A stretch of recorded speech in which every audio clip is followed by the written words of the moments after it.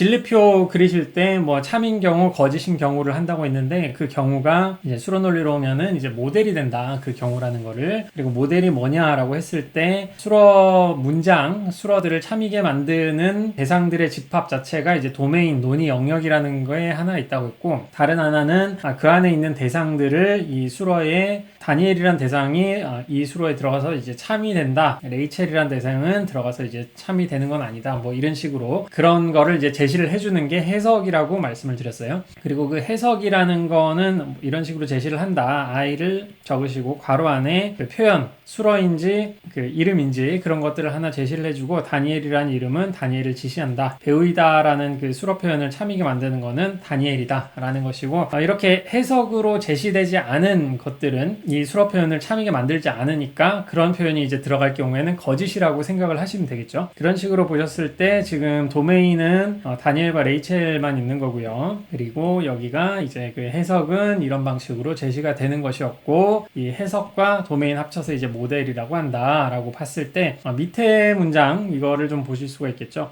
도메인 이거 이따 보시고, 이 도메인과 해석 이 모델을 봤을 때 이 두 가지 모델을 이제 M이라고 할게요. 모델을 이제 M 이런 식으로 적는다고 할 때, 지금부터 수로 논리에서 이제 참 거짓을 얘기를 할 때는 그냥 참이다, 그냥 거짓이다 이렇게 말씀하시기보다는 이 모델 아래에서 이건 참이다, 모델 M에서 참이다 라고 얘기를 해주시고요. 만약에 해석을 다르게 N이라는 모델이 있어가지고 여기에서는 해석을 좀 다르게 여길 경우도 있겠죠. 그런 경우에는 이 모델에서는 뭐 이게 거짓이 될 수도 있는 거고요. 그래서 그냥 참이 아니라 어떤 모델에서 참이다 라고 이제 여겨주시면 됩니다. 그래서 우리는 지금 이 모델은 지금 모형 M이라고 할게요. 모형 M이라고 할 때 모든 사람은 레이첼을 사랑한다. 이거는 어떻게 알 수가 있을까요? 여기 모든 사람은 우리 해석하는 대로 하면은 모든 X에 대해서 X는 레이첼을 사랑한다 이런 표현 안 보이시겠네. 이렇게 되겠죠? 여기서는 보이죠? 레이첼을 사랑한다 라고 하겠죠. 이때 모든 X라고 하는 표현,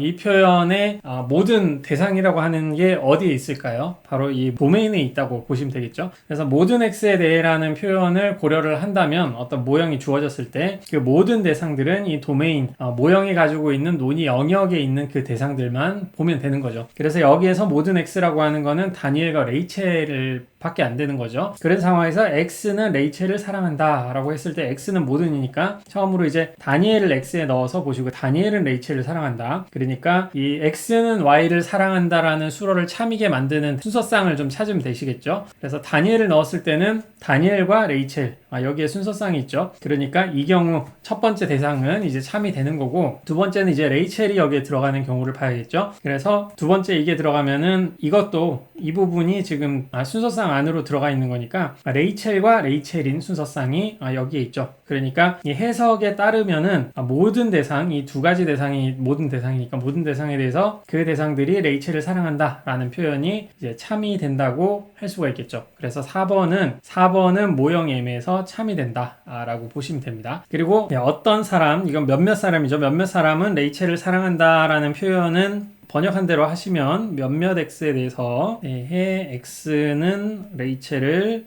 사랑한다 이런 표현이 될 텐데, 몇몇 X에 대해서 X는 레이첼을 사랑한다라는 표현은 레이첼을 사랑하는 대상이 존재한다라는 거죠. 그래서 도메인 안에 레이첼을 사랑하는 대상이 있으면 되는 거잖아요. 해석을 한번 봤을 때 레이첼을 사랑하는 대상은 다니엘과 레이첼 둘이 있죠. 둘이 있기 때문에 이 경우에는 레이첼을 사랑하는 대상이 존재하니까 이것도 이제 참이 되겠습니다. 둘 다 모형 M에서 지금 참이 되는 거고요. 그래서 여기 밑에 참이라고 또 나와 있죠. 그런 식으로 보시면 되고, 다음으로 할 거는 수로 논리의 의미론과 타당성. 이제 수로 논리에서 참 거짓을 어떻게 주는지를 알았으니까 타당성 개념은 어떻게 규정이 되느냐라고 하는 거를 지금부터 할 텐데, 어떤 논증이 타당하다라고 하는 거는 전제가 참인 모든 경우라고 했죠. 모든 경우에 결론이 참이다 혹은 결론이 거짓인 경우가 없다 라고 하는 거잖아요. 전제가 참인 모든 경우에 결론이 참이다 이런 식으로 볼 때 이 경우라는 부분을 설명을 안 했었잖아요. 문장 논리할 때는. 그런데 이제는 이 경우 대신에 우리가 모형을 집어넣는다고 했죠. 그러니까 타당성 개념은 전제가 참인 모든 모형에서 전제들을 참이게 만드는 그런 모형을 전부 다 이제 고려를 했을 때 그 모형 M에서 결론이 이제 참이 되는가 그거를 확인을 해보면 되겠죠. 그러기 위해서는 이제 모형을 이렇게 줬을 때 진리표를 또 어떻게 그리는가 그런 내용을 좀 봐야 되겠죠. 그런 부분을 이제 설명을 해드리려고 합니다. 진리표를 문장 논리에서는 뭐 A and B 이런 식으로 나왔으면은 A, B가 이제 참이 될 때 참이 거짓이 될 때 이렇게 경우의 수를 다 고려해가지고 거짓이고요. 뭐 이렇게 뭐 그랬었죠. 이런 식으로 딱 그렸었는데 이제는 수로 표현을 가지고 있으니까 A라는 문장과 B라는 문장이 가지고 있는 이름이나 양화사나 수로나 이런 표현들을 고려를 했을 때 이게 참이 되는 경우가 모형 M에서 이게 참이 되고 뭐 A, B가 이제 둘 다 참이 된다고 하면은 뭐 이런 부분 그러니까 어떤 모형이 이게 참인 모형을 지금 제시하는 방식을 알려드렸잖아요. 그러니까 이 A and B라는 문장이 어떤 모형이 주어졌을 때 어떤 방식으로 또 참 거짓 값을 가질 수 있는가 이런 거를 설명을 해줘야지 그런 걸 해줘야지 A and B나 A or B나 뭐 이런 것들이 또 참 거짓을 값을 어떻게 갖는지를 알 수 있을 거고 그걸 알 때 이제 전제들이 이제 참인 그 경우가 어떤 경우인지를 또 알 수 있을 거고 그 다음에 이제 결론이 참인 경우를 어떤 경우인지를 알 수가 있겠죠. 어떤 모형에서 A라는 문장이 참이다 라고 하는 거는 이제 이렇게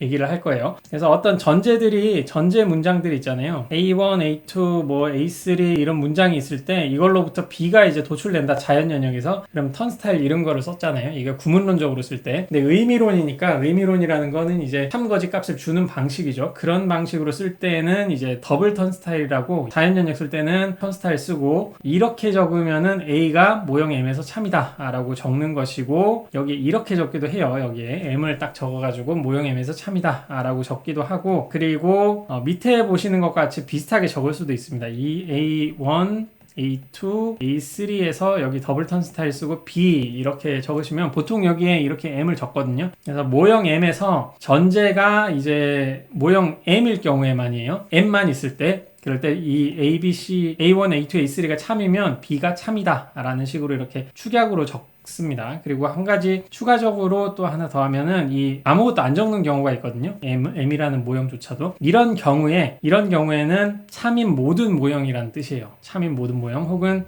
모든 모형 M에 대해서 이렇게 적으면은 그 A1, A2, A3라는 전제로부터 B가 이끌어 나오는 그 논증은 타당하다라는 뜻이 되겠죠. 모든 모형에서 이 두 문장이 참일 때 B가 참이다 이런 식이 되는 거니까. 그래서 이걸 축약을 할 때는 모든 모형 M을 이렇게 지우시고 이런 식으로만 적는 경우가 있는데 이렇게 되면은 A1, A2, A3로부터 B가 나오는 거는 타당한 것이다 라고 적는 겁니다. 이까지가 이제 3섹션에서 하는 얘기인데요. 그 부분을 조금 더 세부적으로 이제 알려드리도록 하겠습니다.